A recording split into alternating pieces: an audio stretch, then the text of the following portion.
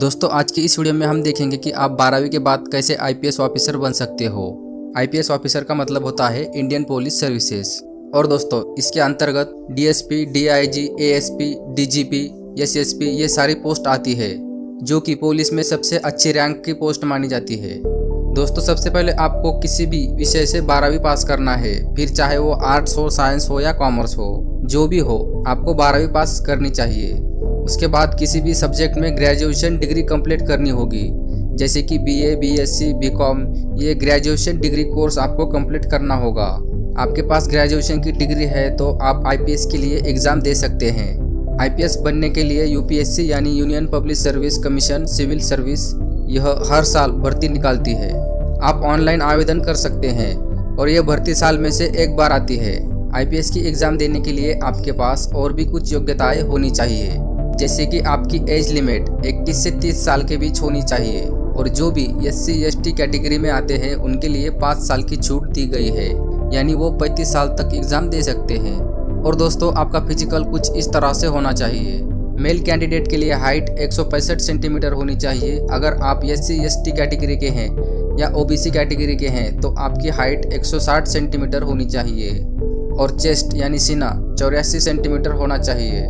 अगर फीमेल की बात करें तो फीमेल में जनरल कैटेगरी के लिए 150 सेंटीमीटर हाइट होनी चाहिए और एससी एसटी और ओबीसी कैटेगरी के लिए 145 सेंटीमीटर हाइट होनी चाहिए और चेस्ट 79 सेंटीमीटर होनी चाहिए। और आप बात करते हैं आई विजन यानी आंखों का साइट कुछ इस तरह से होना चाहिए, 6/6 या 6/9 होना चाहिए और कमज़ोर आंखों का विजन 6/12 या 6/9 होना चाहिए। ये आप नज़दीकी आंखों के डॉक्टर से पता कर सकते हैं कि आपका आई विजन क्या है। ये सब योग्यताएं आपके पास है तो आप आईपीएस के एग्ज़ाम में बैठ सकते हो। दोस्तों आईपीएस की एग्ज़ाम कुछ इस तरह से होती है। सबसे पहले आपकी प्रीलिम्स एग्ज़ाम ली जाती है, यानी कि आपकी प्रवेश परीक्षा ली जाती है।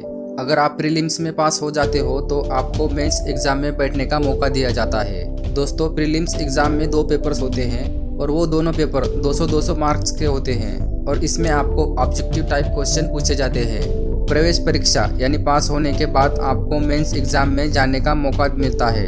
मेन एग्ज़ाम कुछ इस तरह से होती है। मुख्य परीक्षा की बात करें तो ये परीक्षा लिखित परीक्षा होती है, यानी बोर्ड परीक्षा की तरह ही आपको प्रश्नों के उत्तर लिखने होते हैं। इसमें कुल मिलाकर 9 पेपर होते हैं। 9 पेपर में से 2 पेपर क्वालिफाइंग पेपर होते हैं और बाकी के जो 7 पेपर होते हैं वो मेरिट के लिए होते हैं।